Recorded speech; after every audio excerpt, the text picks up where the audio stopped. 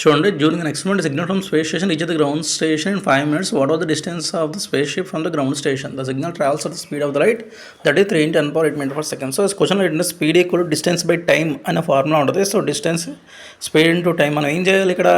So స్పేస్లో ఉన్న ఒక స్పేస్ షిప్ నుంచి గ్రౌండ్ స్టేషన్ సిగ్నల్ వచ్చింది ఇప్పుడు 5 minutesలోనే. అయితే మనం సిగ్నల్స్ని లైట్ స్పీడ్తోనే పోలుస్తాం అనమాట.